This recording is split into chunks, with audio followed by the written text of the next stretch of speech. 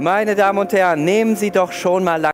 Ladies and gentlemen, would you please be so kind to take your seats? And while you're doing that, let me make two announcements. Number one, the Turkish Prime Minister Erdogan is expected to arrive at 6:45 because many people ask themselves this question. He is, as you may well imagine, our special guest towards the very end of this event. So 6:45 is when we expect him. Number two, concerning the questions, you can, of course, already formulate and write down your questions at the beginning of a panel. It's relatively clear what we'll be talking about. The movie clip will give you an idea what we'll be talking about, so just think of one or two questions and write them down. We will now move on, discussing Europe in a globalized world, taking the outside approach. It's not just about the perspective from outside, but we'll also have a presenter from abroad, Ockrent, a journalist and a TV presenter, and for many of her viewers, she's just Queen Christine. And then Andreas is the young prince, as I understand it. Thanks. Good afternoon, my name is Christine Ockrent. We, after this very long and fascinating day of listening to European issues, will have the privilege to listen to a few key foreign, non-European personalities who will tell us what their analysis is about the current situation in Europe. But first, let's have a short film to tell us about our topic. Oh no, I have to introduce them, I understand. I just met David Bonderman, is a well-known financial entrepreneur. He runs TPG Capital. Laura Tyson, business administration and economics professor at Berkeley University, California. Eric Schmidt, executive chairman of Google. And Dr. Aziz, former prime minister of Pakistan with a distinguished career in banking and international finance. So now let's have the film.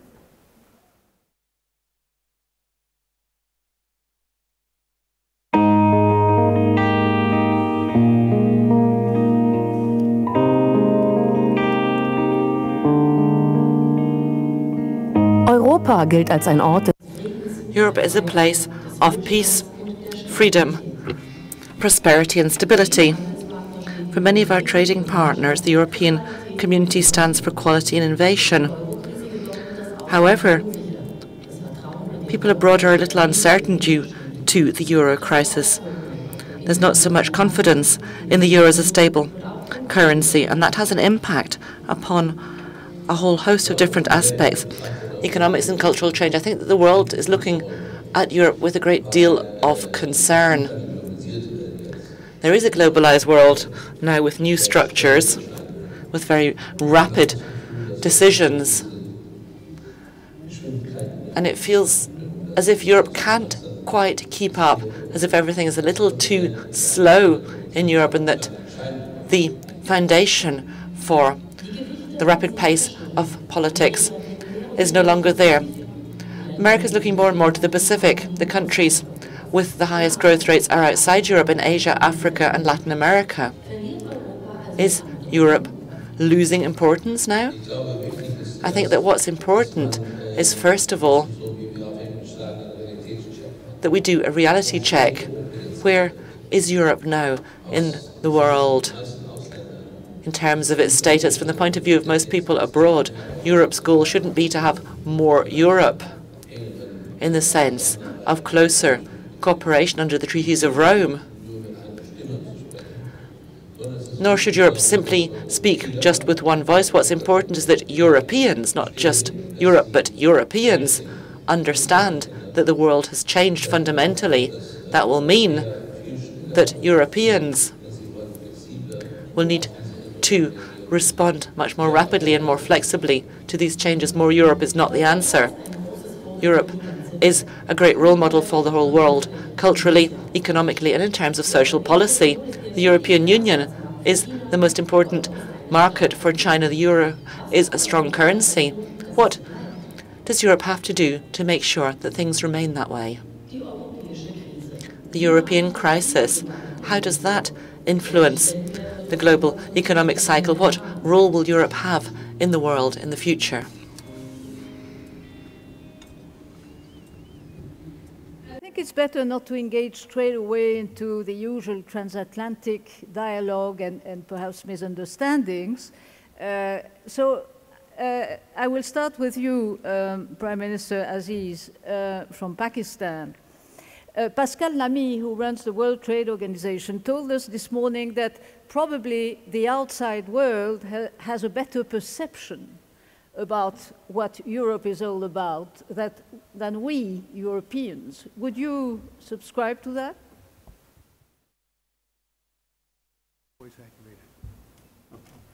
Thank you, ma'am. I think I'm in Europe, but I have to be very frank and say that for a change, I agree with Pascal. For a change? Yeah, which is that the perception of Europe in the view of people, say, in the emerging markets remains positive. However, they do feel that there are current challenges which, if not handled properly, could affect everybody. Already, emerging market countries are seeing a decline in investment flows from Europe. Trade is lower. And generally, the interaction with Europe tells them that Europe is preoccupied with their own issues.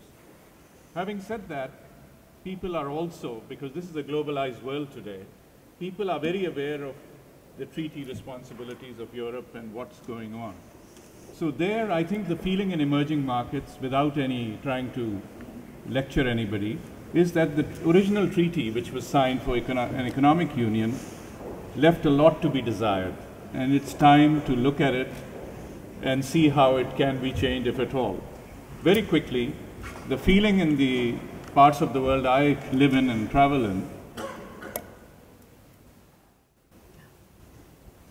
the feeling in the... Is it working? Yeah, it's working. Just the same. Okay, thank you. The feeling in the parts of the world where I travel in, which is emerging markets, is that the monetary union was not a total economic union. Monetary policy coordination is not enough to get economic cooperation. So the things which need to be addressed is their need for... Oh my God, it's too loud. Now you can sing, but then that's okay. not... I'll try to speak softly. I think the people in the emerging markets who I talk to tell me that the treaty needs to be looked at, and if there are any gaps, they have to be addressed. Everybody also realizes the fundamental drivers of this treaty, which were geopolitical events in history, which created conflicts in Europe. So this brings Europe together. Let me also say that the brand of Europe today is still strong. But back to the treaty, from monetary union, we have to move to fiscal union and a banking union, or whatever word, union may be the wrong word, to lead to an overall economic union. And that's where people feel work needs to be done. Also, they feel that in handling the crisis, and anybody should not take it personally, there was a lot of incrementalism. Some tough decision could have been taken earlier. Also, the fund should have been brought into certain countries which were candidates for immediate intensive care. And that did not happen because things kept going on and on and on. And as a result, today, there are countries within the European Union who are now weaker than they should have been had early action been taken. Also, may I say that ceding sovereignty, giving up sovereignty, was a major part of the whole European Union. And in that situation, I don't think every country was told, or maybe they didn't focus on it, that when we give up sovereignty, it's a very tough political decision. And you need leadership in a country to do that. So people also say that this is not an economic crisis. This, in fact, is a leadership crisis. And on that, I'll stop for the moment, and then if there's interest, we can go into more details. Yes, we certainly will, because what is interesting also in Asia is that with ASEAN, you see quite a few Asian countries trying to get together to have a closer economic union. Actually, I will just add to that, it's not just ASEAN. There are similar treaties in Latin America. There are similar treaties in the Middle East. There are in Central Asia. There are lots of regional economic groupings around the world. However, to be fair to Europe, the European Economic Union is the strongest and most potent of all of these. Laura Tyson, for us Europeans who tend to think that the best newspapers is of course the New York Times, it's American papers, I mean. It's at times bewildering to read what is being written about Europe. Tom Friedman, who is one of the best ever, wrote last week that he was writing about the challenges that the next American president would have to face. And he said, at a time where the breakdown of the European supranational system. Well, that's amazing. We don't have a supranational system, and we're not really breaking down. I mean, it's not that we're in perfect shape, but so you know Europe very well. You've been in London, where you have indeed run a famous economic institute there. So what is your view about these misunderstandings which are still creeping in periodically? Well, partly I would say it's a matter of vocabulary. So I noticed in the day and a half that I've been here, there are uses of terms that are not the same term you would use in the United States. So one of the things that did come up in the last day and a half is people were talking about how many decisions in the last few years in grappling with the European crisis have been taken at the intergovernmental level as opposed to the integrated European institution level. Now, I think Tom Friedman, when he said the word supranational, he was getting at that concept. It's the wrong term, but he was getting at the concept that the U.S. looking from across the pond says there's more intergovernmental solutions here driven by Germany, or Germany and France, than European-wide decisions. And I think that's what he was getting at. I think that the view of is Europe breaking up or not, again, let me say what I heard. I've heard for 2 days, mostly from Europeans. And I would say that the verdict is mixed. I heard people in the past day and a half say that if there isn't real action taken on the commitment to banking union by the end of this year, that there will be another major break in capital markets and that it may not be controllable. In June, we did see the capital markets moving towards a precipice. We saw deposits being taken out of banks. We saw capital fleeing from certain countries to other countries. It was not a stable financial market situation. The June agreement, set of agreements, did indeed stabilize the market. The European Central Bank has played a critical role here. Mario Draghi's statement that he will do what is necessary to sustain the euro has been heard around the world. But that, of course, is tied to the banking union proposal, which seems to have been, let's say at the very least, slowed down.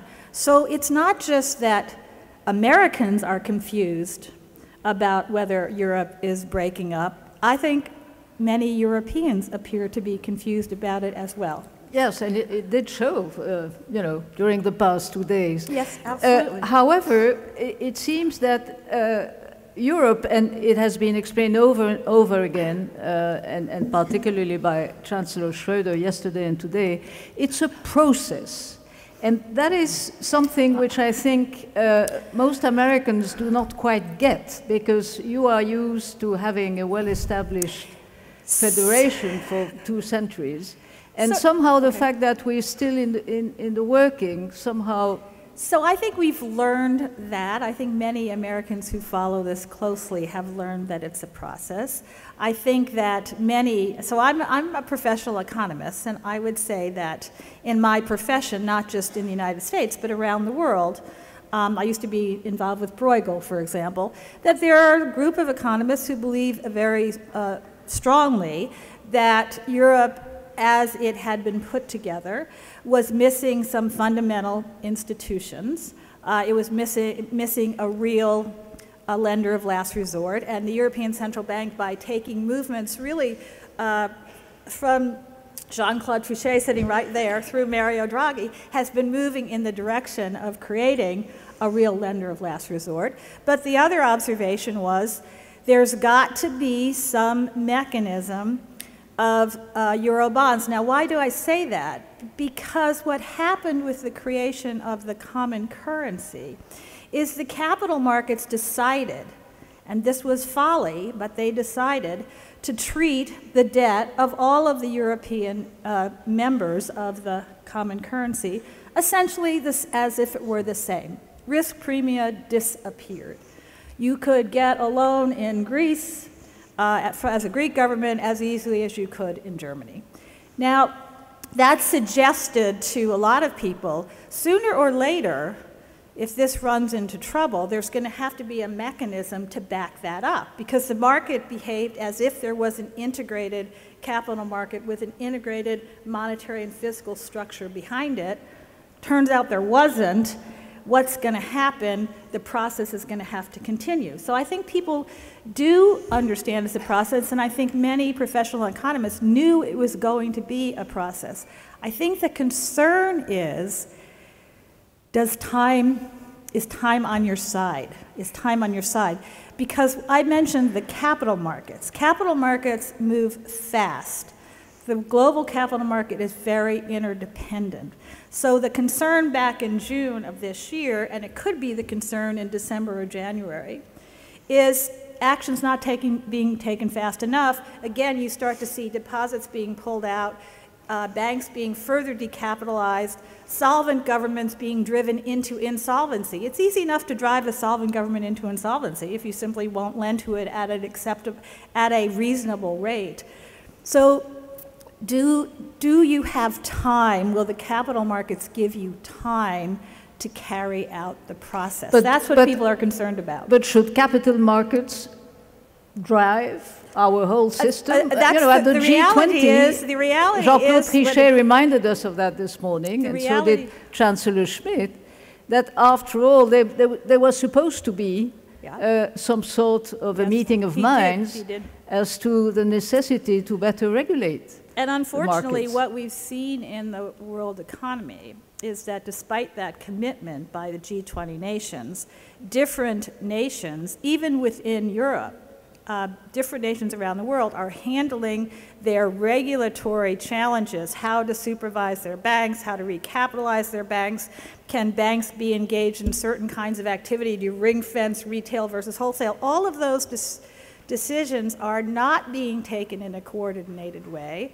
They're not being taken in a timely way.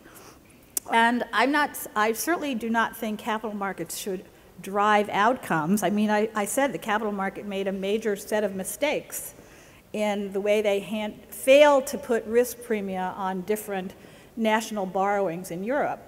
But the capital markets can move quickly to put extreme pressure on political actors. And so that's really the issue of, yes, it's a process. Do you have time? And what I think it appears to be viewed from the rest of the world, and I think many Europeans view it this way too, is you come up to a crisis point, something gets done to muddle through, then you come up to another crisis point, something gets done to muddle through. The announcements in June were very, very important. If there's a slowdown in actually making those announcements reality, will you have time to muddle through yet again? Right. Eric Schmidt, Google, which is the extraordinary worldwide company that we're all dependent upon, especially in the media, you know that Europe is not only a process, it's a very strong regulatory body. And indeed, you have to face Brussels regulations many times. You have to negotiate with them. But on top of it, you also have to deal at the national level. I think yesterday you were in Paris to meet with President Hollande, so maybe you can tell us a bit more about the French policies. That's been a big question mark for the past 2 days. But again, how does a company like yours accommodate itself with this new regulatory system? I've learned that the French Socialist Party is in fact socialist. Yes, but maybe not the same named. way as the German socialists are.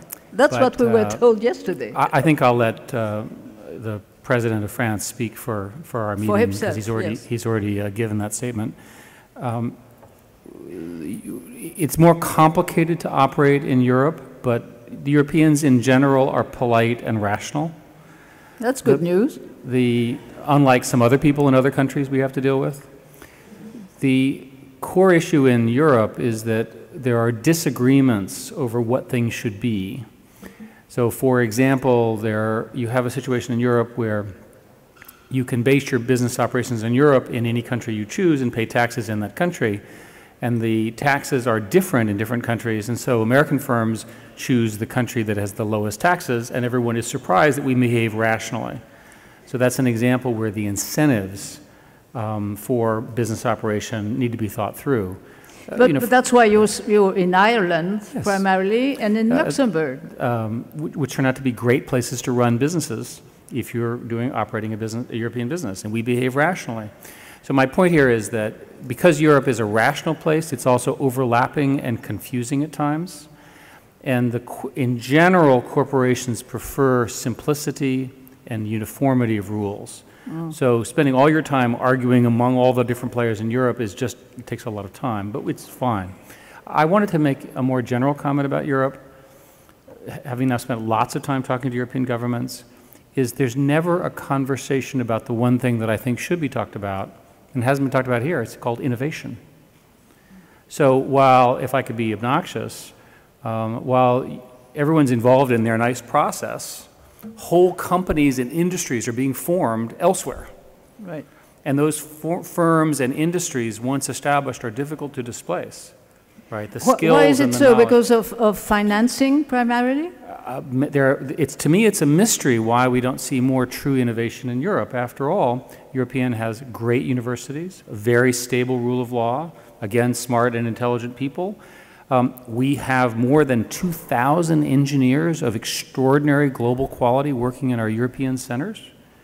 So I know that the Europeans are capable of it. So my conclusion about Europe is that there must be some policy issue or set of policy issues. I've seen articles which indicate that there are 25 policy issues that prevent real innovation, starting from issues involving liability for limited liability investors in investments, issues of failure, issues of criminalizing bankruptcy and things like that, which are surely disincentives to taking the big risks that entrepreneurs taste. Furthermore, the political establishment doesn't even reward it. You don't get entrepreneurship unless you reward it. Without true entrepreneurship, you won't get the kind of innovation that will drive the global conversation 10, 20, 30 years from now. And that's a problem.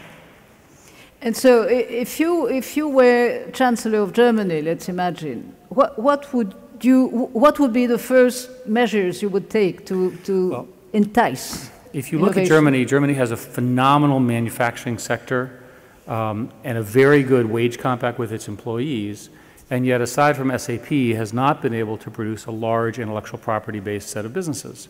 So, and all the people have tried. So I would start by looking at what laws inhibit that, and I would change them. And because Germany does operate by consensus, and by the way, those laws include the ability to get venture capital, to fail, to try again, et cetera, et cetera. And I think the German innovation engine could be started, but without it, Germany will remain sort of stuck as the world's heavy manufacturer for many decades. That may be okay, but I don't think it allows Germany to get to its full potential. And furthermore, these industries are so globally competitive now that you have to compete. You can't step away from it. You said a little while ago that businesses prefer to have simple, less complex landscape to move in. At the same time, let's assume one day there is a fiscal union within the EU. That would be very bad for you.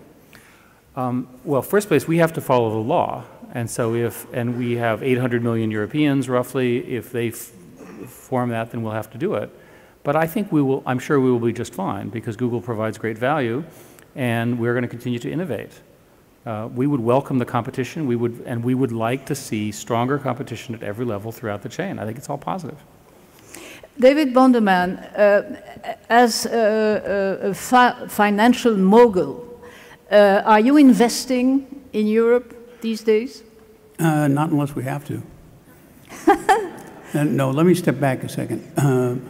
Because even as I listen to this conversation, even the word Europe and just the casual use of Europe, we're talking about Europe, really disguises some very fundamental underlying issues. Because in fact, in most ways, there is no Europe. Ireland and Romania have very little in common, except that coming from New York or Beijing by airplane, they're in the same general direction. But other than that, it's hard to think of a single thing that many of these countries share, whether it's wage rates, retirement ages, Social Security or equivalent kinds of benefits, nature of the economy. So I don't think one can be surprised at how difficult it's been to put the EU together.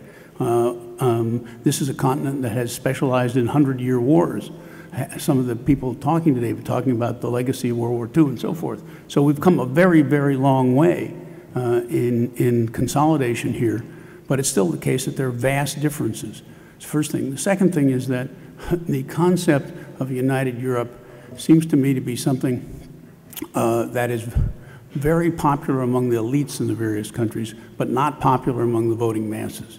And when you ask yourself, well, why haven't things gone faster? Why did it take so long to create a European Central Bank or equivalent thereof?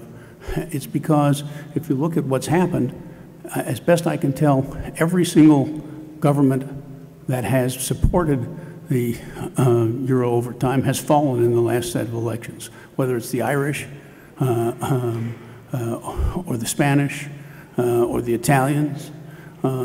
Every single one of the presidents, prime ministers has been tossed out by the voters. So may I just differ? I mean, we are democracies, and it's, you know, it happens that when people are unhappy with a government, and not necessarily because of Europe, they want to change. And I think that's why you're having an election next week. Yes, not that necessarily you will change, no, but but that's the point what I was going to the make, process is about. Right, but the point I was going to make is that I think that the process of integration is moving as fast as it can, and I think Mrs. Merkel in particular has done this brilliantly because she's done just enough, and Germany has to be the leader here given it's the only really strong economy in Europe. She's done just enough to stave off disaster while keeping herself relatively popular. She couldn't have moved much faster in my judgment. So I think she's done exactly what needs to be done. So taking all that as a background, I would say that to many of us from the other side of the Atlantic, the discussion doesn't quite get to the underlying psychological issues, which are, if you go to anywhere in Asia, if you go to the United States, if you go even to some countries in Latin America, they will do almost anything to get to growth, to get back to growth. You talk about it with respect to China, with respect to the United States. My basic fundamental view is that the Europeans, no matter what they say, don't really care about growth. The Americans and the Chinese see the pie as expanding, and therefore they try to get it to expand. Europeans see the pie as something to be divided amongst each other, and therefore there's a social compact, and growth plays second fiddle. And the result of that psychology leads to very different behavior as to the economies, whether it's the innovation issues that Eric raised or other such things. And that is something that Europe just has to deal with over time. But it's also an issue where our economies are in very different conditions, so there are probably good opportunities for business. If you want to invest in Spain or in Portugal, you know. No doubt there will be, but if you think of Europe as a continent that is generally over-leveraged, and the European banks, for example, are 5 to 10 times more leveraged than the US banks, for example. If you think of it as a continent that's generally over-leveraged, That means that the debt is not going to be repaid 100 cents on the dollar in many places. It's hard to be an equity investor in something that has a balance sheet that doesn't honor its debt. So that doesn't mean there are no opportunities. There will be great opportunities here, but they haven't happened just yet. Dr. Aziz, are you as pessimistic about Europe? No, I would... I'm an optimist about Europe. You are? Yeah, we talked about... You don't sound like it. No. You should hear the other side of the story. May I just say that I think one thing we all should remember, that capital is mobile, and capital will go where you get the highest return in the most comfortable environment. Today, the war for getting capital in is more intense. And if you go to Asia, which David just referred to, you will find more hunger to bring the investor in than you would in more developed countries, because their need is less. The reason partly is also that the social benefits here in Europe historically, and that's the way Europe has grown up, raise the comfort level of the people more than they do in other countries where there's nothing to fall back on. They are developing social networks too, and social security and that stuff, but it's not as intense as you would see in Europe. However, I would say that what I see, and as you know, I've been in banking for 3 decades, Europe, even today, people I know are investing in various parts of Europe. One area where Europe is getting a lot of investment is real estate. Mm-hmm. I have people, who are pretty well endowed, and they are looking constantly for opportunities in Europe. And there are cycles. Each country is different. Not only Greek islands. No, Greece also. Since you mentioned Greece, I would say despite all we hear in the press, there are people today looking for opportunities in Greece through privatizations or through bank sales for repossessed assets. So it's not all that bad. Each investor has a view on what they are looking for. The returns, the environment they have to work in. There are companies which operate in 100 countries. They are in Europe, developing world, developed world. So I think the rationale behind each investor is not the same.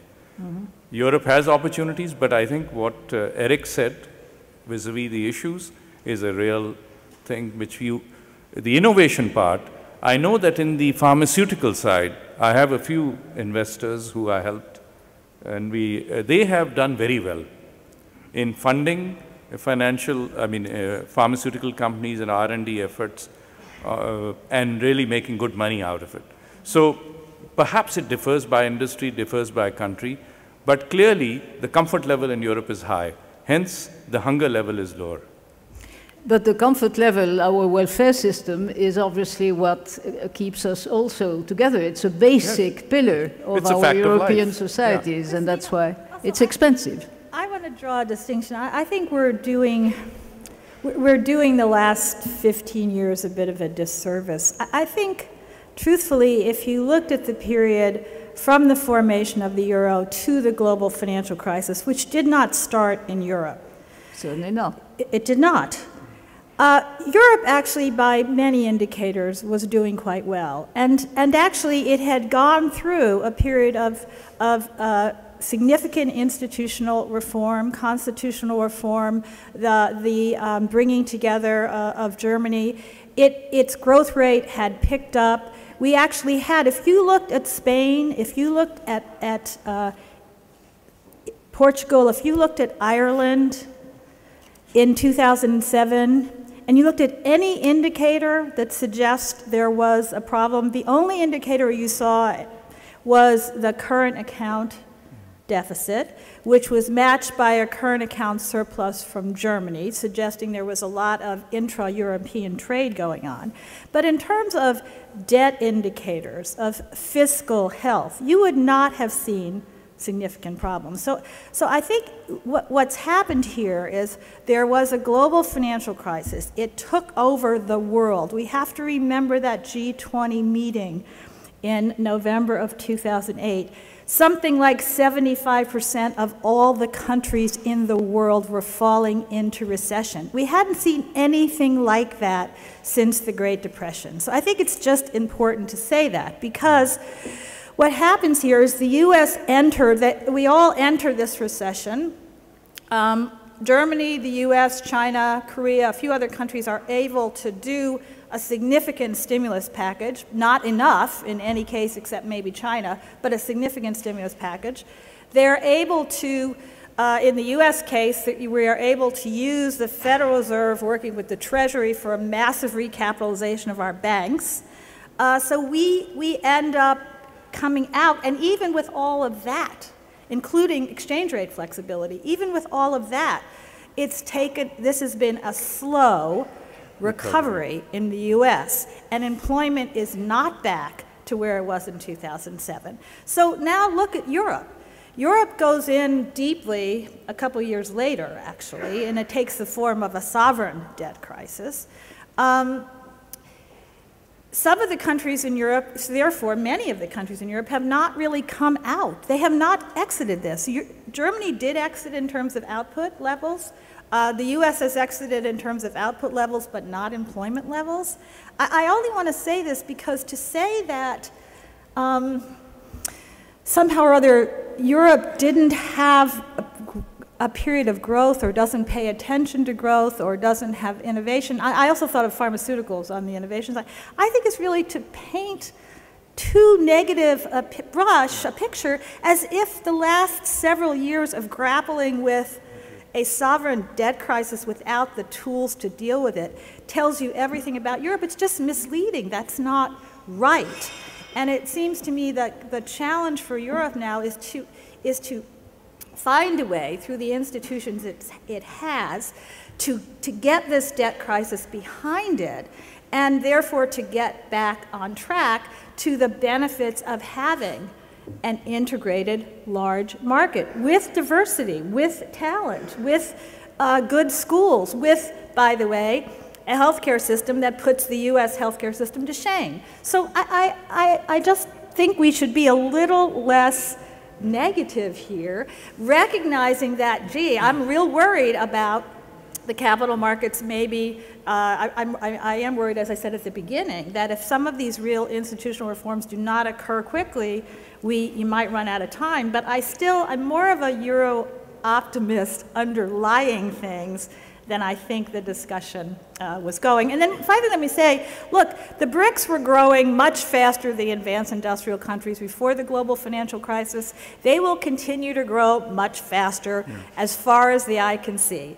These have much more rapidly growing populations, and they are jumping to the productivity frontier. They are going to grow 2-3 times as fast as the US and as Europe for the foreseeable future. And I think we need to but they recognize start, that. of course, from much lower. Yes, So of course. That's jumping to the frontier means you're starting at a lower base, of course. President Obama gave an interview to a Colombian radio station a couple of days ago, and he spoke about Spain, and he said Europe should not let Spain go unraveled, and maybe Germany should do more. At any rate, the American economy is also dependent upon the vigor and the health of the European economy. Eric, would you subscribe to that?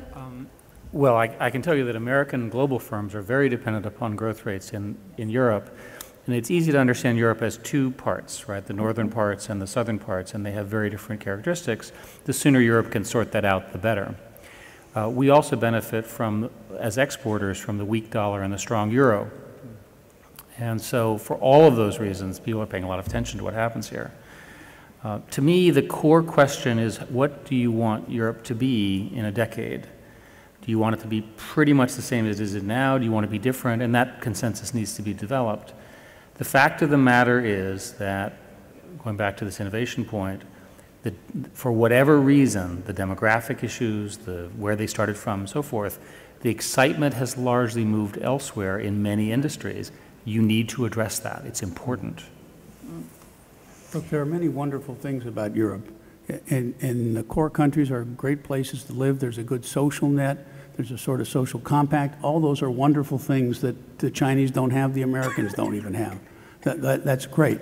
And Europe has built up a whole series of assets, both physical and cultural, over hundreds of years, all of which is terrific. but all of which makes Europe a very high cost and inefficient place to do business in most respects. Put Germany and manufacturing aside, as Eric said.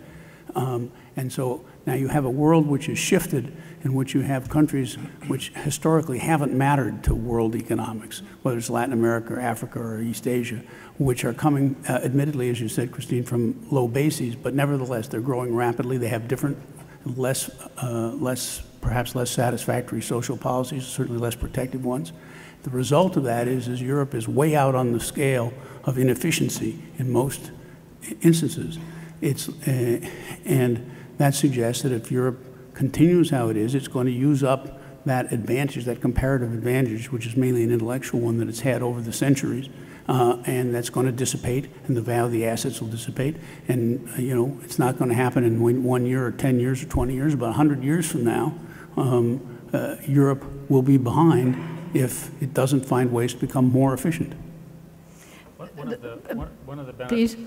of the benefits that the U.S. has is that the population growth is continuing because of both migration and reproduction rates. The European demographics are of long-term concern.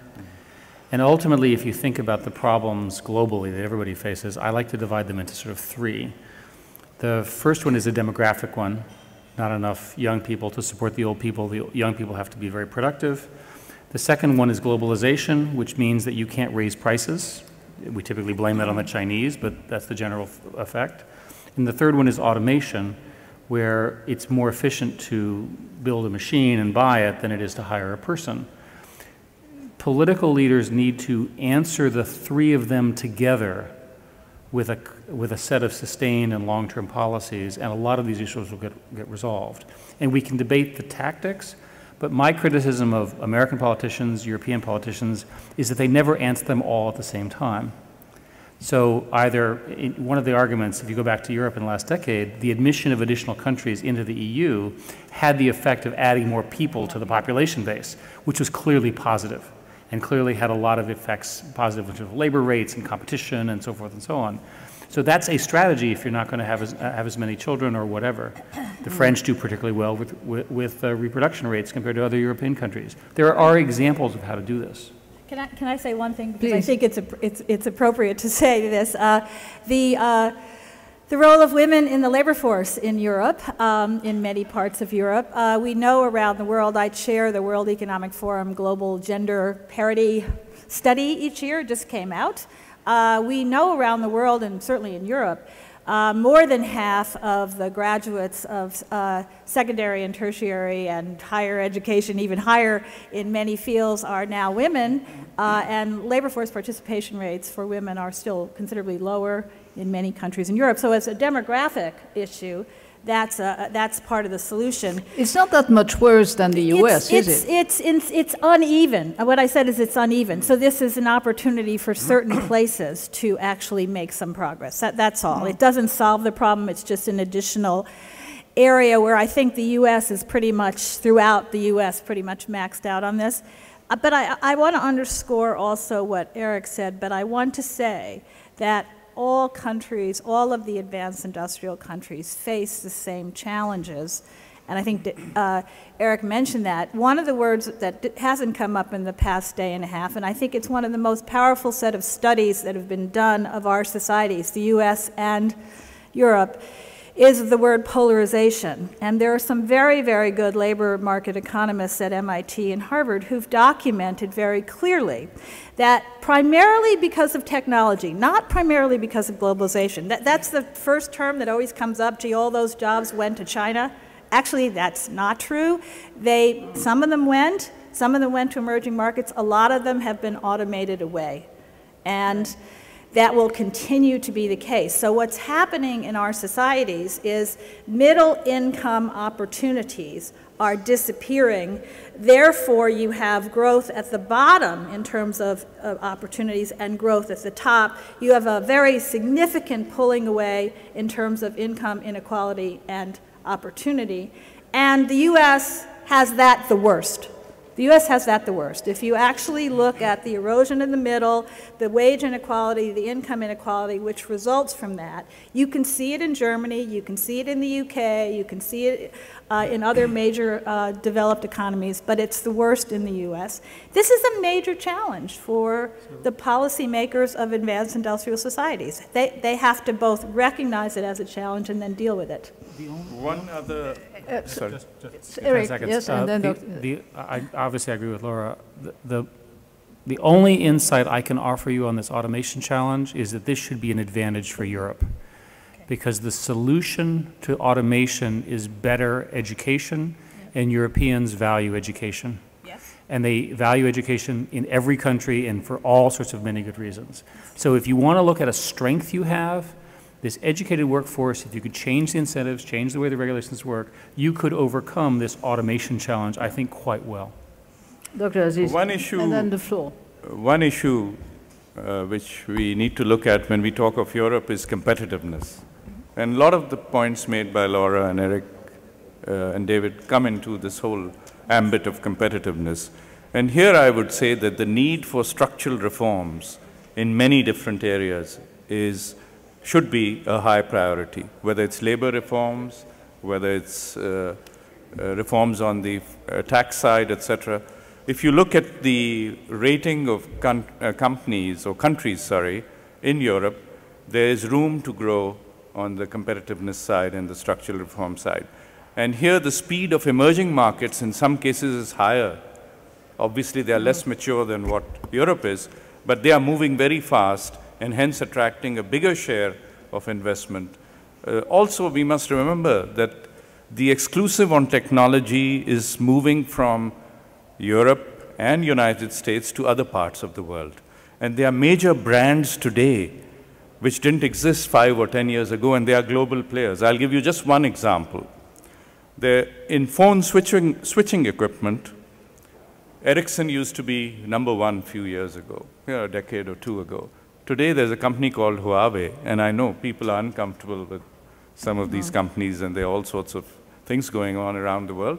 But I personally visited their plant, and to see it's like a huge university campus. People no child labor. No, I physically walked through. By the way, people from all over the world, and they are doing all sorts of R&D and new products, etc. And you really see how the market has changed. Now, today, they are not only the low-cost producer, but they have the best technology available for that particular function. Okay. Can I say one other thing? Yes, but then we have to turn to... I'm sorry, I just wanted, because the word competitiveness comes up a lot, and I've worked a lot on it too. And I want to say two things about this. Number one, the problem of competitiveness was not the cause of the global recession. It's not the cause of the debt crisis in countries in Europe. That is just a misdiagnosis.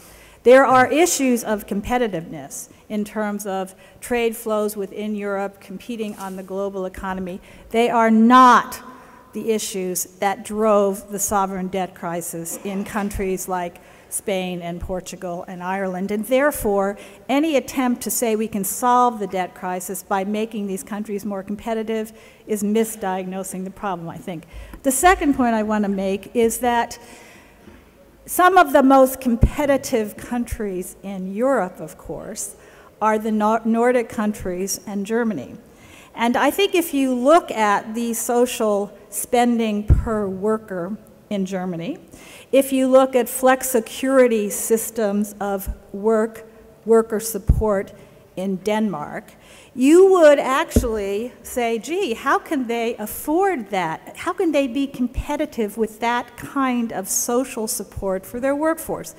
To which I want to say, competitiveness is about making your workforce productive enough. It's not about cutting their wages, cutting their benefits, cutting their life in order to allow them to compete with lower paid workers abroad. This should be a goal of productivity enhancement through education. And I completely agree with Eric that you can complement labor That is, the technology itself can complement labor if you give labor the right skills. So let's not think about competitiveness as taking things away from workers, but as giving workers productivity and education. Andreas, Eric said young people have to be productive, so it's high time they show some productivity in this room.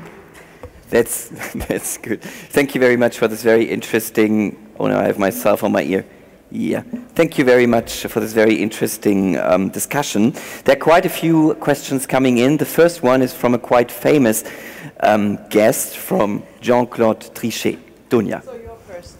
Yeah, very young student. A promising one, a very promising young European. As young as possible, yeah.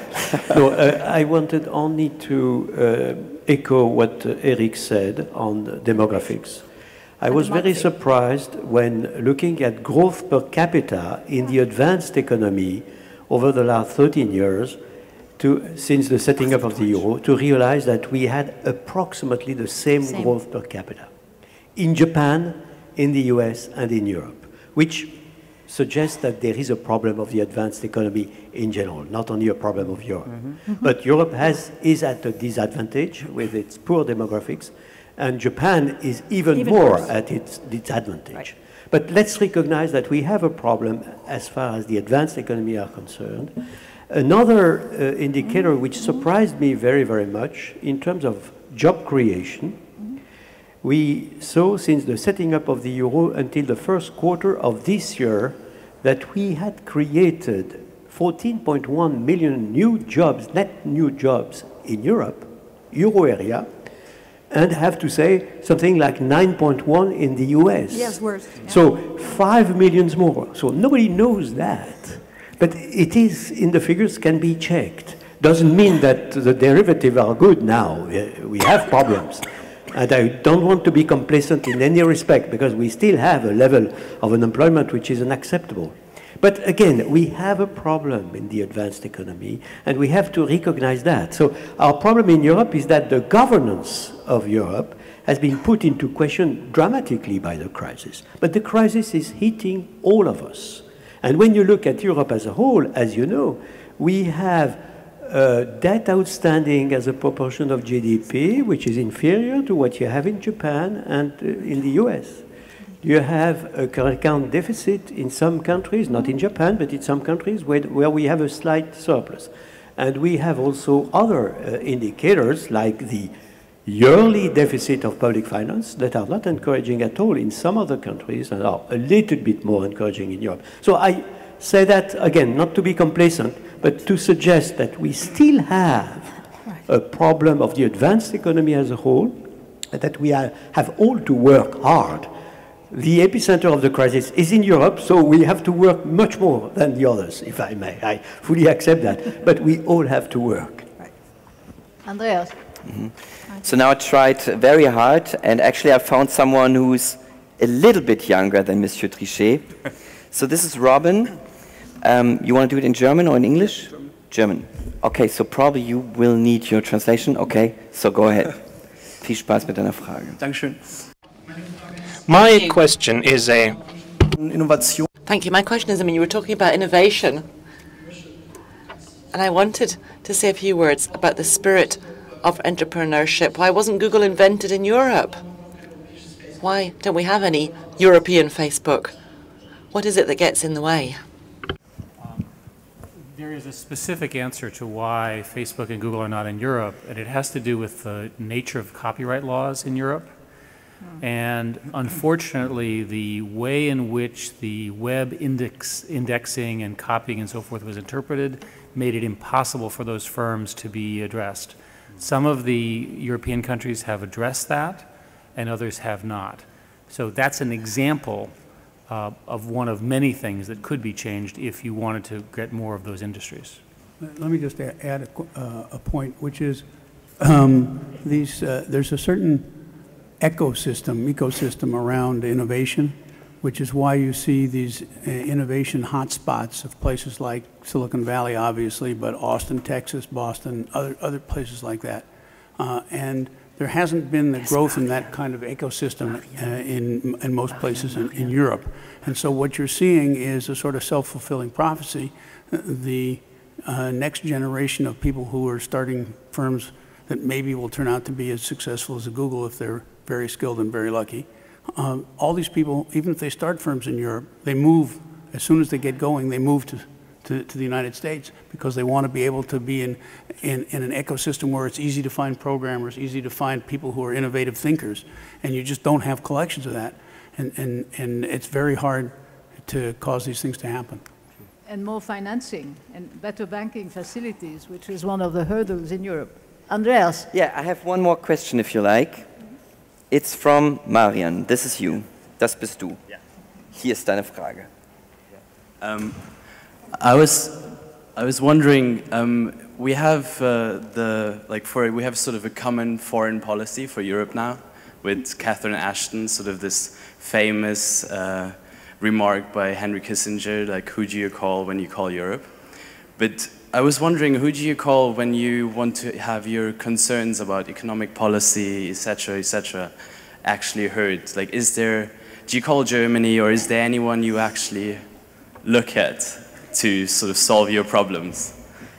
I think Eric calls Mr. Almunia, and he worries about antitrust regulations. Yes. That's not an economic question. In Europe, the leaders are quite interested in talking to companies like mine, and so we talk to them. I think the problems are systemic and structural, and I agree with what David said. I want to emphasize over and over again, growth solves almost all problems. A strategy that promotes growth is a positive one. We need to find those in all of these countries.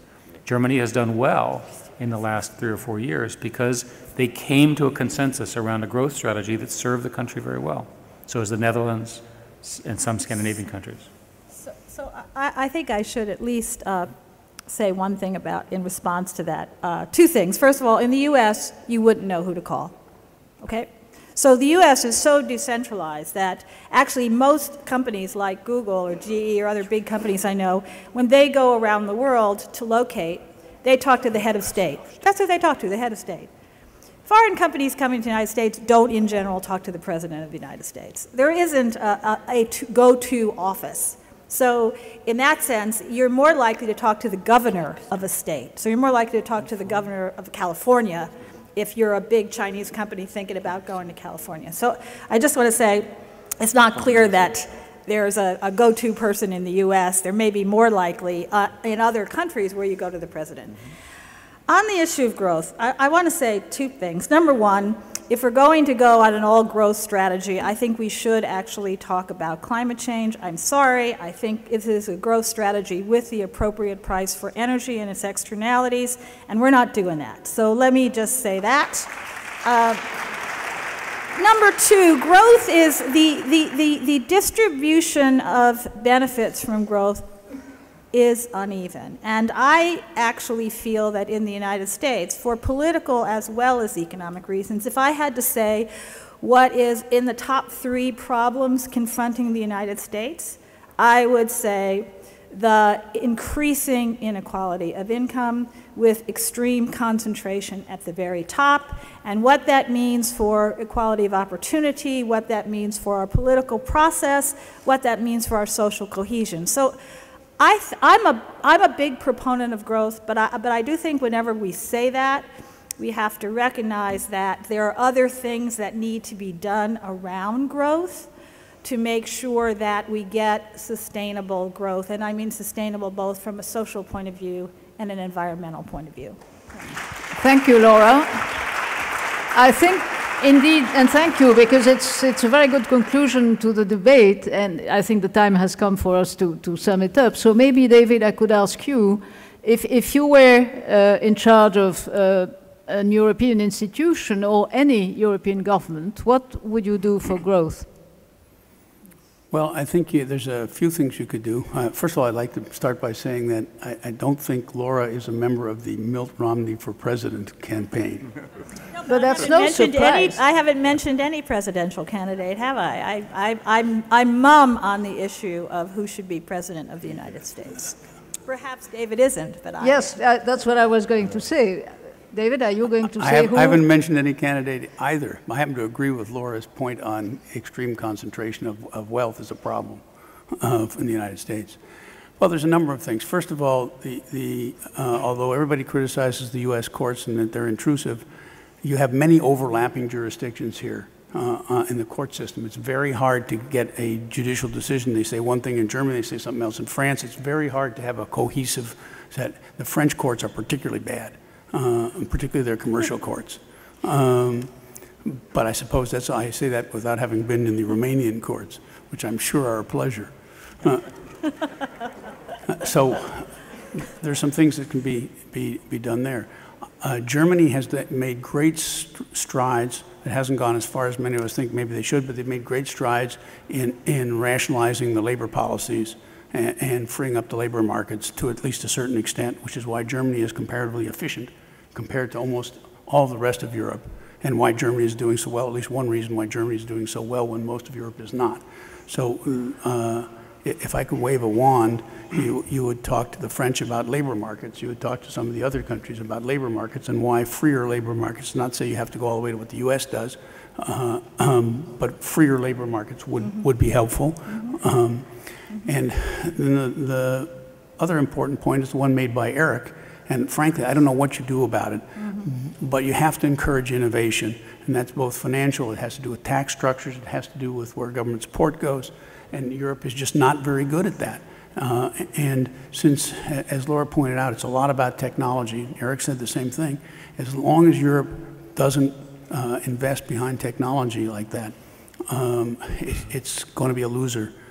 I was at a conference like this where Michael Milken put up a slide, which I thought was particularly interesting, which had to do with the role of education in various societies. And he listed the 10 most frequent household expenditures in the United States, in Europe, and in China. In Chinese, education was the #1 household expense. In the United States, it was houses. And education was like number 9, and Europe was somewhere in the middle. And so as long as we have a situation where the Western economies don't spend enough on education, they will gradually lose their competitive edge to people like the Chinese who will. I have just one advice, friendly advice for Europe. I know this is too big an agenda.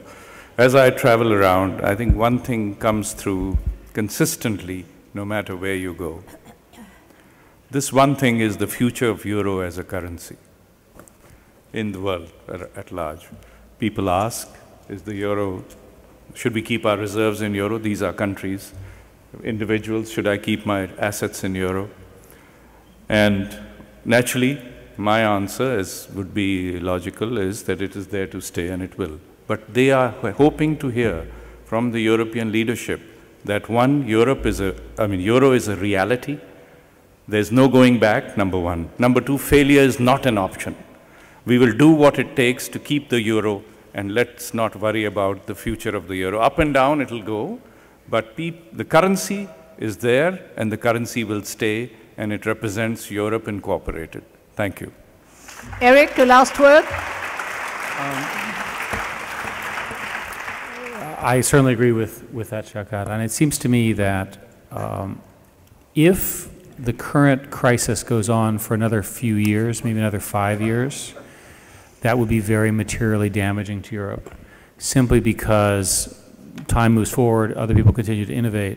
So my message is, there's got to be a way for the political, legal, and structural, the people who put all this together, to act more quickly than you have, which would benefit everybody. Time does matter, and innovation, all these changes, all the globalizing changes are occurring quickly. I think Europe is very well positioned to address the automation challenge, which I think is the hardest of all. I particularly like what Laura said, but you have to act now. Thank you very much indeed for this very interesting remarks and encouragements. And I think the time has come to leave the floor to Gerhard Schröder. Oh, er geht direkt.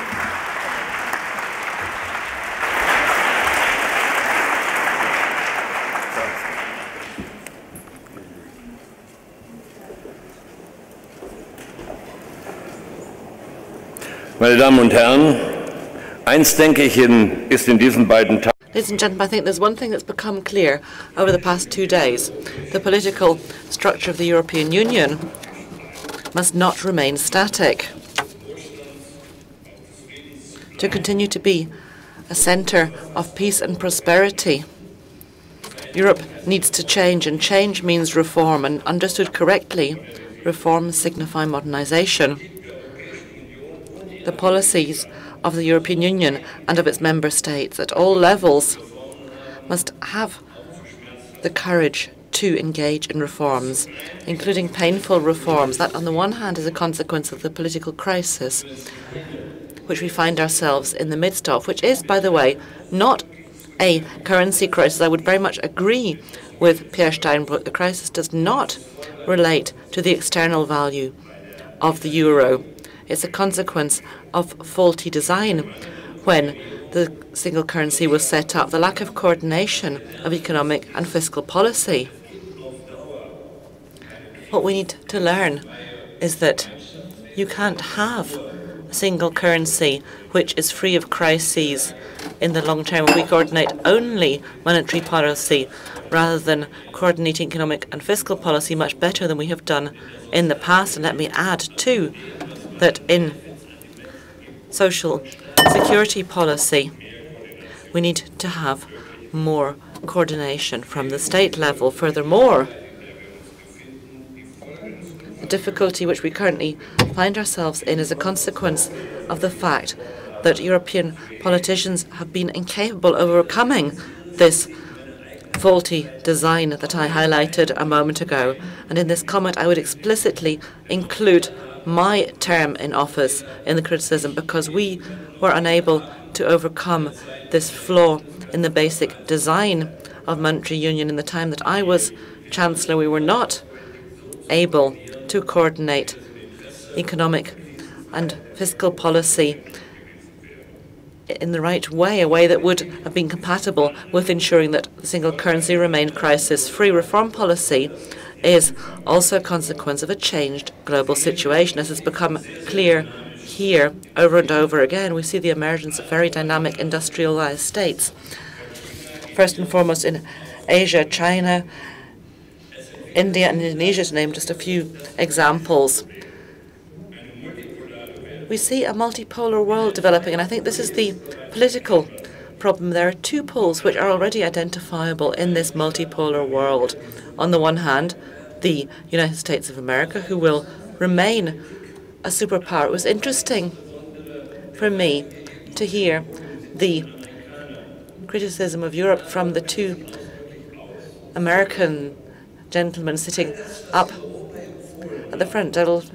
Not including the ladies in this comment, but everything they addressed, the health system, the education system, infrastructure, on all of those fronts, what they've said holds true for the United States, indeed perhaps even more than is the case in Europe. When I look at the United States and look at the education system,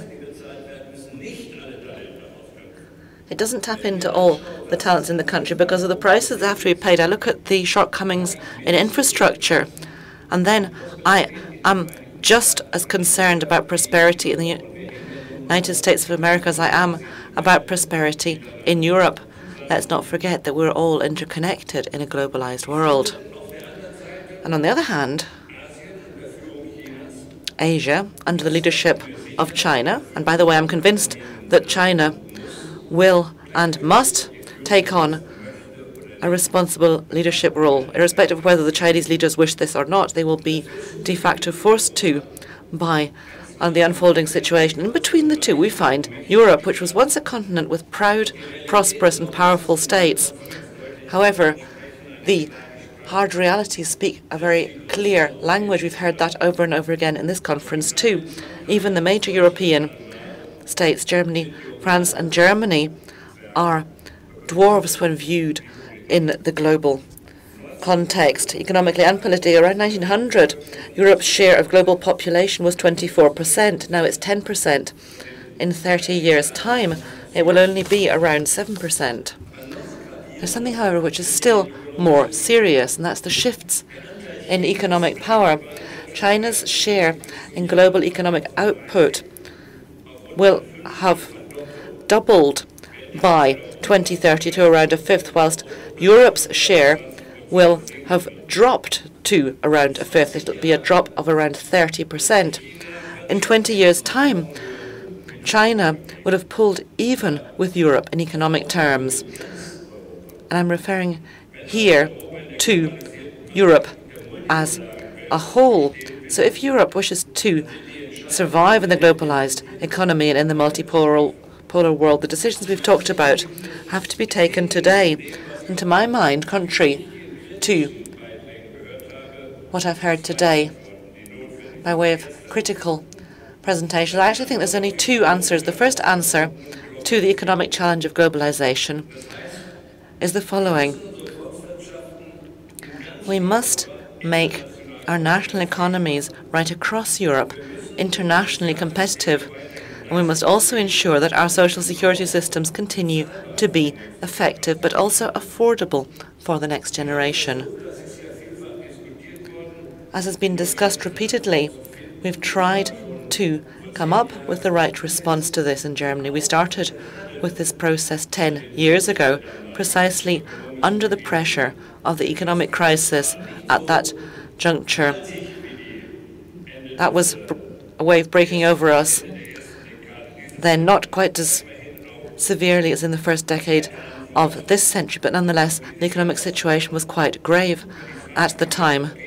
And the second response to the political challenge is the question that we Europeans have to respond to between the two poles of China and resurgent America.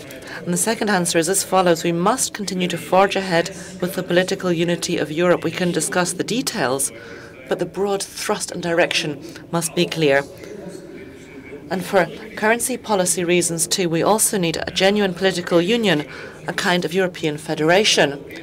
So we need a European level to which further sovereign rights will be transferred by the member states. Now, for some in Europe, I know that that is a very difficult thought to swallow. It's hard to bear this notion. There's various different names for this problem, but one of those we have to address, and that is Great Britain.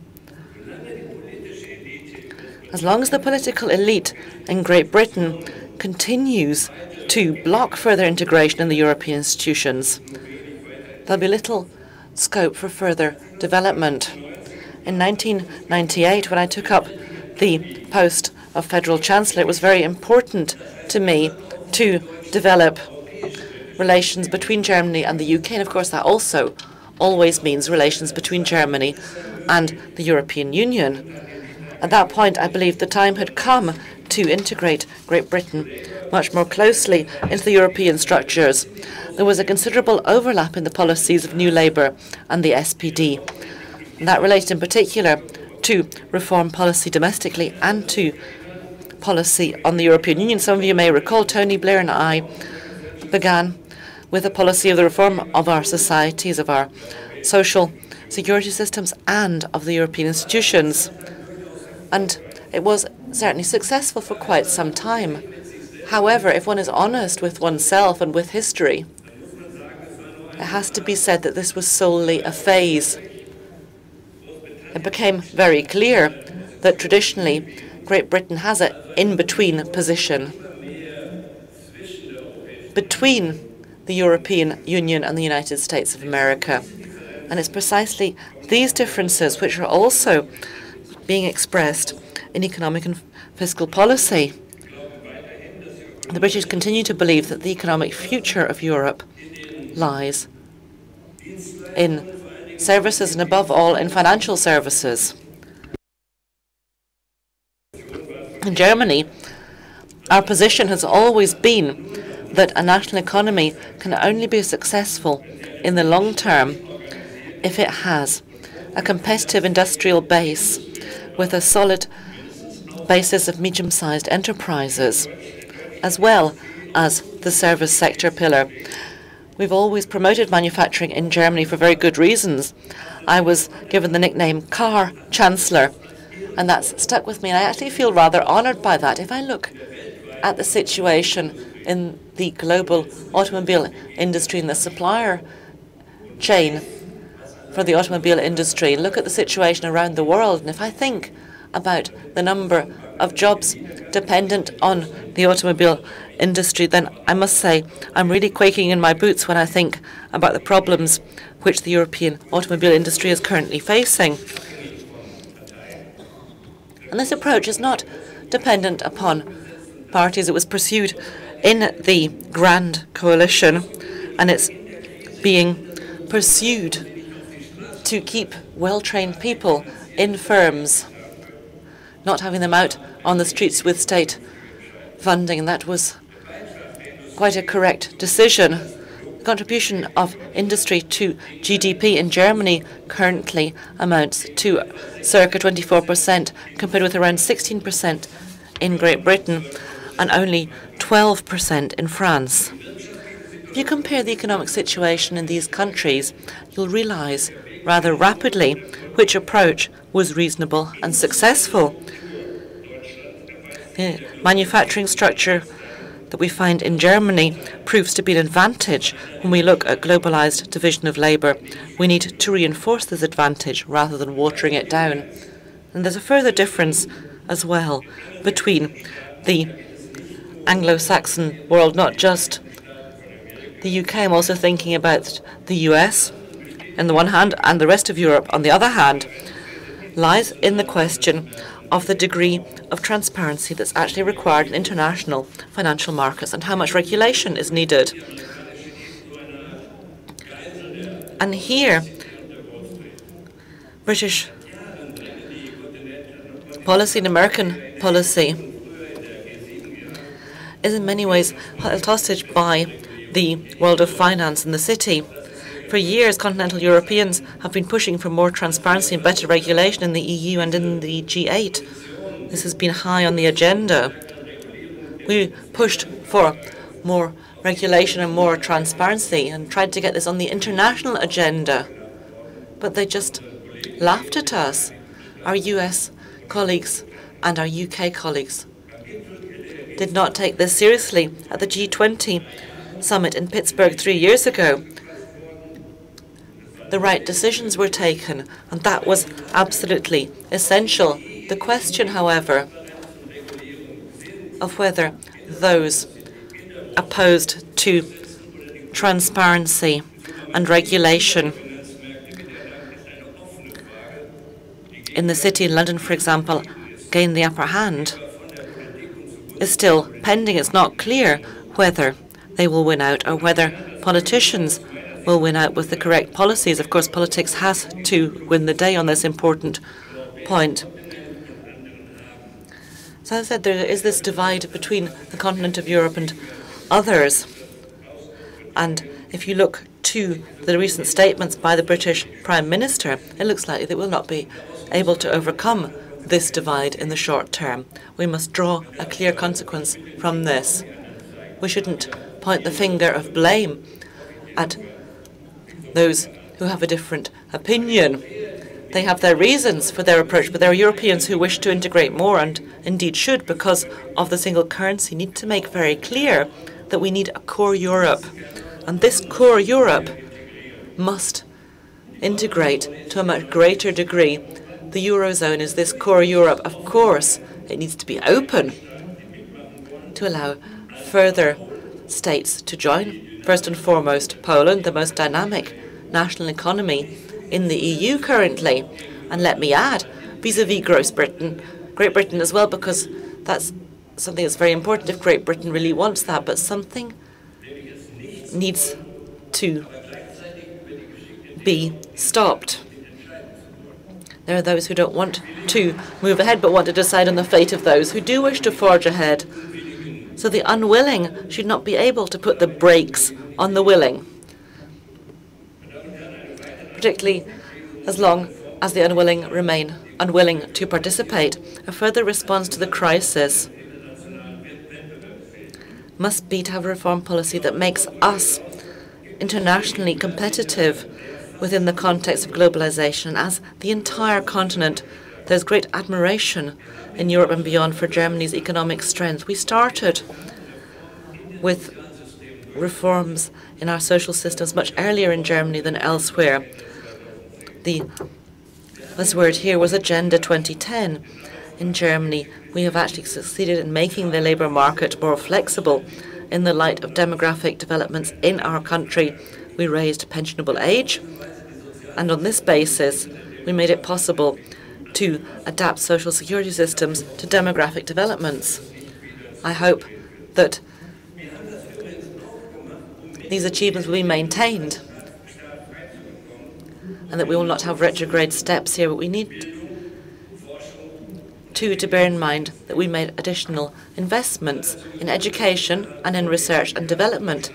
And that meant that in the course of just a few years, Germany moved from being the sick man of Europe and became the opposite, one might say, perhaps a healthy woman. That wasn't exactly what I was aiming for, but I'm pleased to see it. I'm well aware that what's known as the German model plays a key role in many European states. In particular, there's the question of which components of the German economic and social policy could be helpful for other states. I'd like to share my position on this with you. Each nation must decide for itself which course it wishes to follow.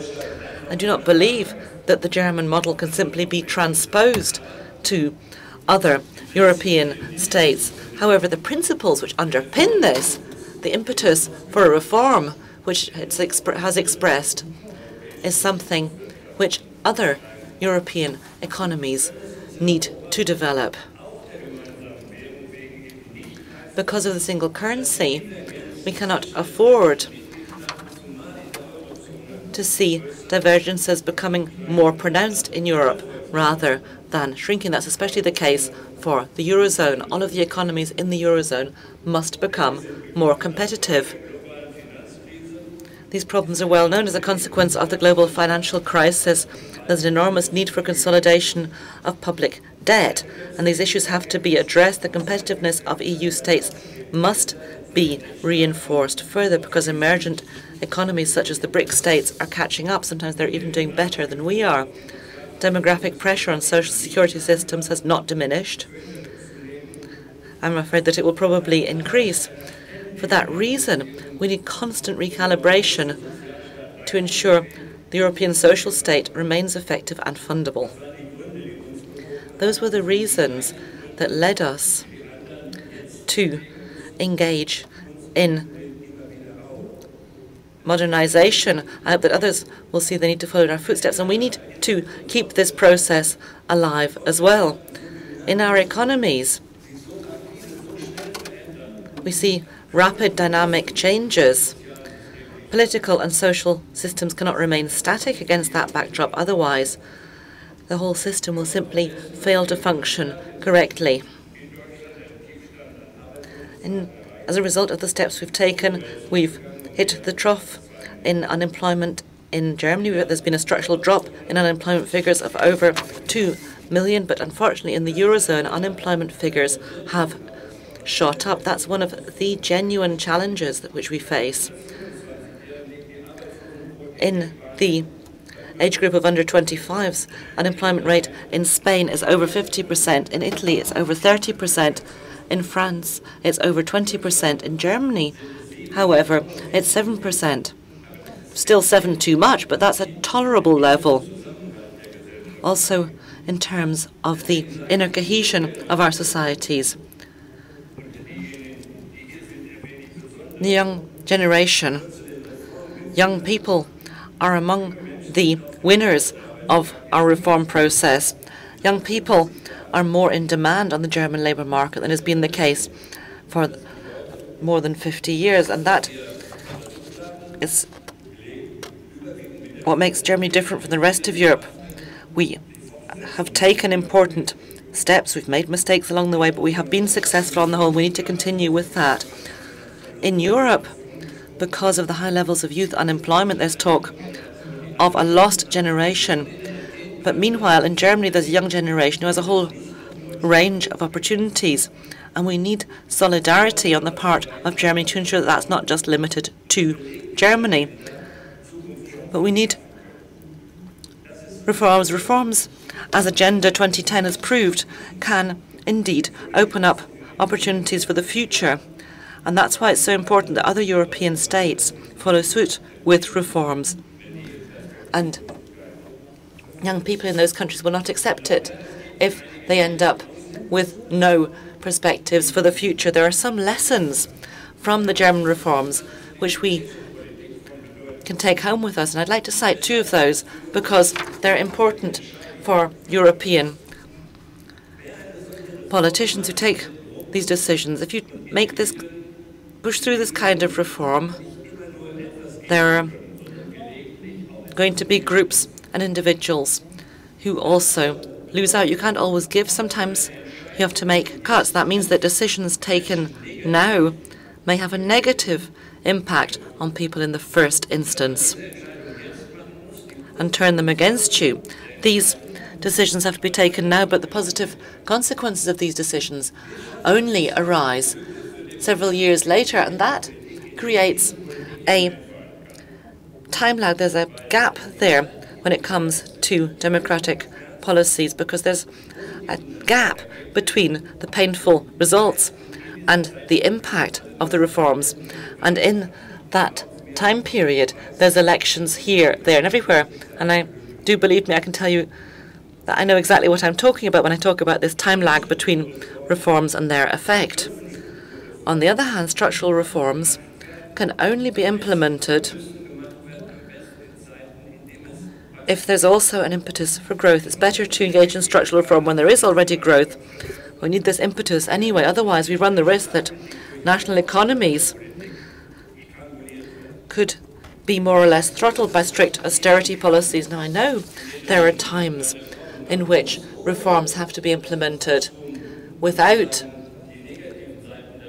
growth being present to cushion the negative impact of reforms. But as a general rule, I think it's true to say that in these reforms and in calls for reforms, we need to be very careful to ensure that the society in the countries concerned doesn't just go to the dogs. I think we shouldn't just criticize Greece and denounce the approach that's taken. This could be the case in Greece, this dire social predicament. Perhaps it already is. And I'm in the camp of those who say that the reforms imposed on Greece are necessary, but they need more time to do their homework. Otherwise, the society is not going to be able to tolerate this. It will simply shatter the country. Over the last 2 years, Greece has introduced tax increases and cuts in expenditure equivalent to 20% of the country's economic output. That has already been done. Up to the end of 2014, these tax increases and cuts in expenditure are going to be up more than 30%. My impression is that this is necessary, but we must recognize that if a government in Germany were to do this, and by the way, there's a whole host of other countries which are viewed in positive terms in Northern Europe, but I must say, as I was saying, that none of these governments would have been able to withstand that pressure. I think it's time we said to the Greeks that we can't cut you any slack when it comes to the actual scope of reforms, but we can give you more time. If you say, yes, we'll do this, but we'll need time to convey the message and also time to make the social cost for those directly affected at least tolerable to a certain extent. We shouldn't just be talking about the extra time which we could perhaps give to Greece. We should actually go ahead and do it. Ladies and gentlemen, because of economic globalization and the emergence of a multipolar world, I'm convinced that on the one hand, we need more competitiveness. That is entirely possible. A lot of important points in this respect have been addressed already, but we also need deeper political union. That means central national competences in the realm of economic and financial policy, justice and home affairs and social policy, and subsequently also in foreign and security policy. This must be transferred to the European level. Our aim must be a genuine political union. In order to prepare for this kind of change and to be able to implement it, we need a new European convention, but we need more than that. We also need a European public sphere and European public opinion. In this European public sphere, we need to have assertive people, young and old, realizing that this goal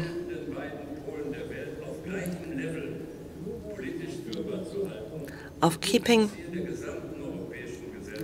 Europe a ship that we can steer politically between the two poles of world power, this is something that's very important.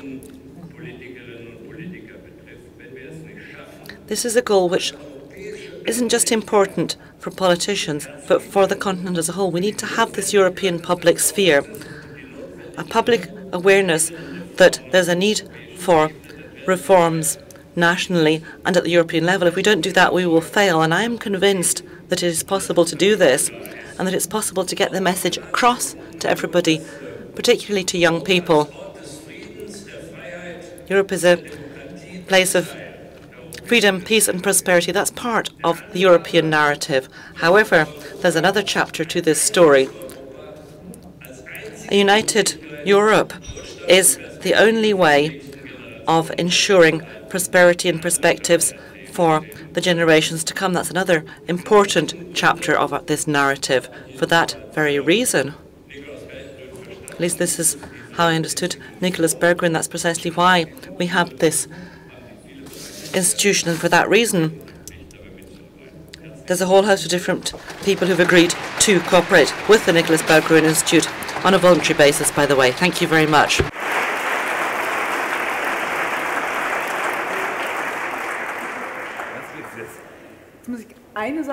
Now, I need to point out one thing very briefly. We had a bet the other day. It was not about politics, it was about football.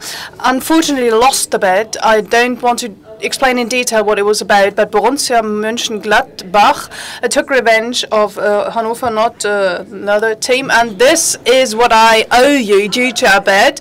Enjoy it. I hope it's good. No, please don't go away. No. You've just mentioned it, and this is why I would like to put my finger on it once again.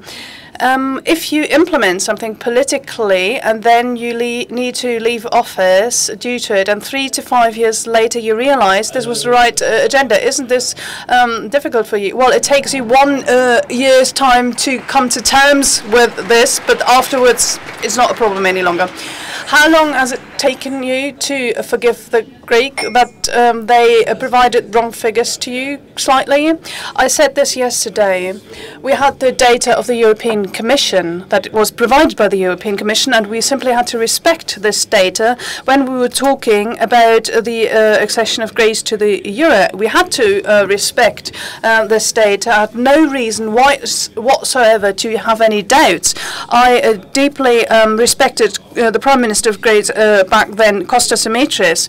I had full trust in him. Moreover, I would like to point out that the accession of Greece was, of course, a decision based on economic factors as well. But it was always more than just that. I could not imagine to leave out Greece if you hadn't any really serious reasons, because if there is a cradle of European culture somewhere, it is definitely also to be found in Greece, and we must never forget this, in my point of view. Third question to you. George Soros said that he could imagine Europe or the euro without Germany. That is lead or leave, he said. What do you say in that? Well, the imagination of George Soros is amazing. That is well known, and those who were quarrelling with him know about this. I'm thinking about representatives from British, and I'm thinking about the British pound sterling and others. So the imagination of George Soros is truly amazing, and I can only congratulate him on that. Nevertheless, I have to say that economically speaking, and let me put this in diplomatic terms, I think this is rubbish. Thank you very much, Mr. Schröder.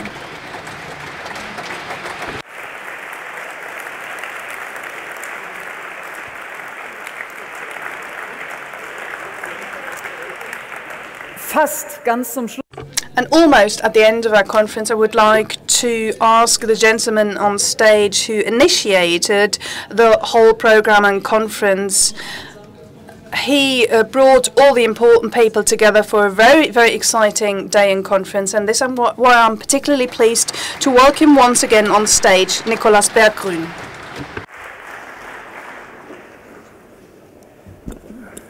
Vielen, vielen Dank. Thank you very much indeed.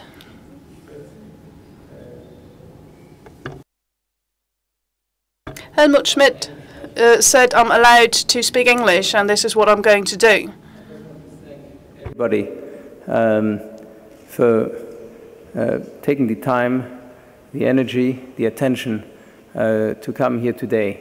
The entire idea was to engage the public, engage citizens on something that this institute is interested in, which is governance and structure.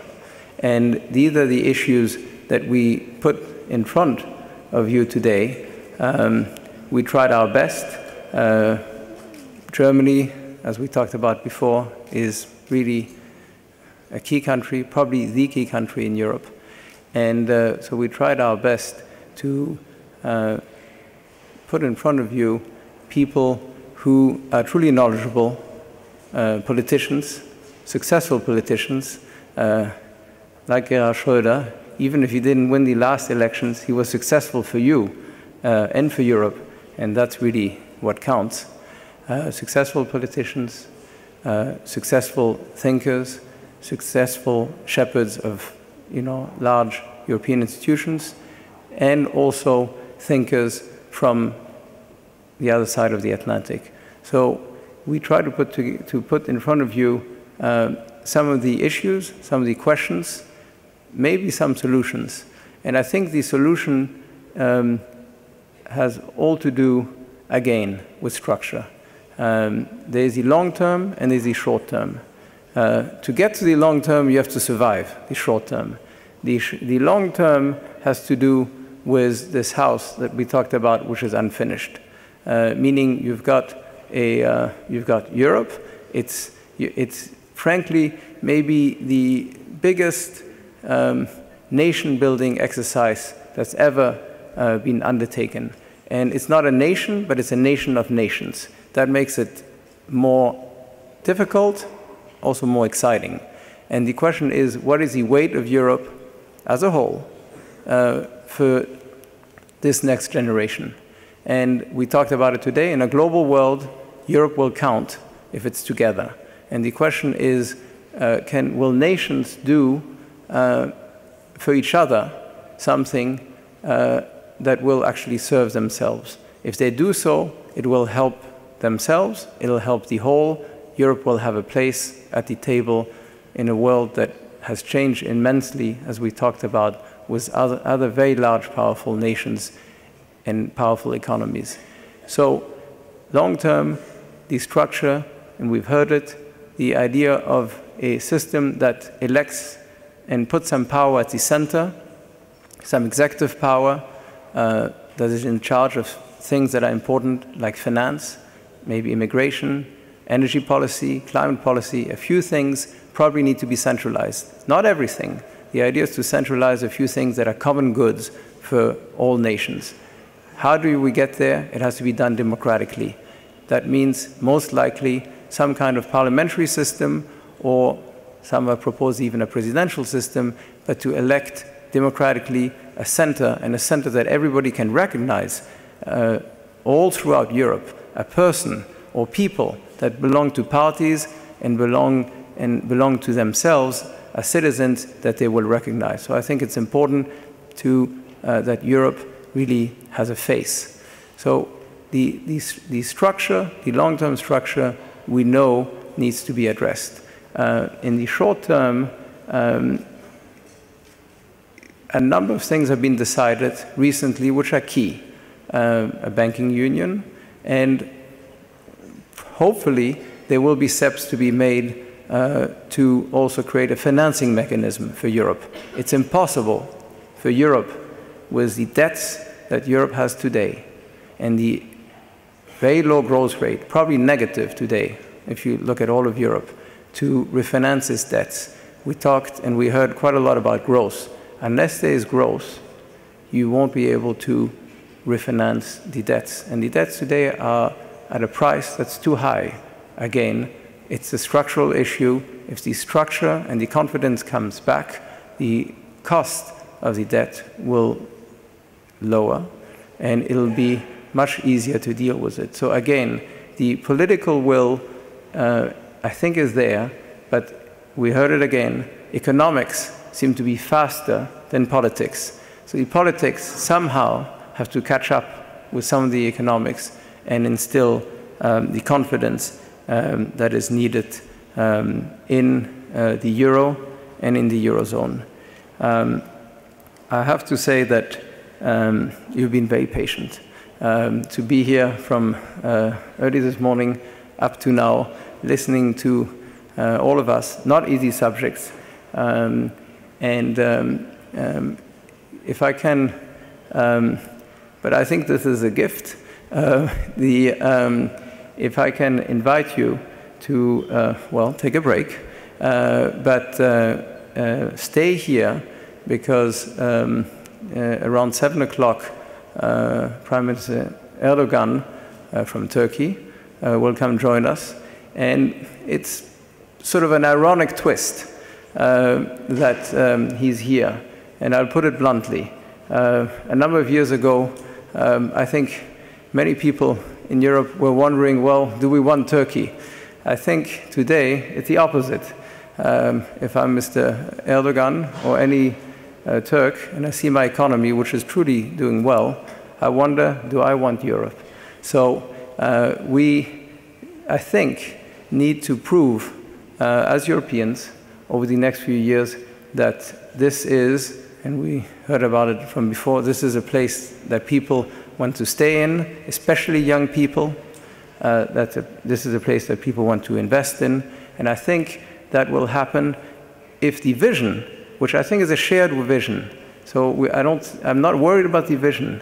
If that shared vision can actually be executed and an action is taken to get there, and to get there a little bit faster than maybe is comfortable, I think we'll have a place that, hopefully, a place like Turkey will want to join again. Many, many thanks.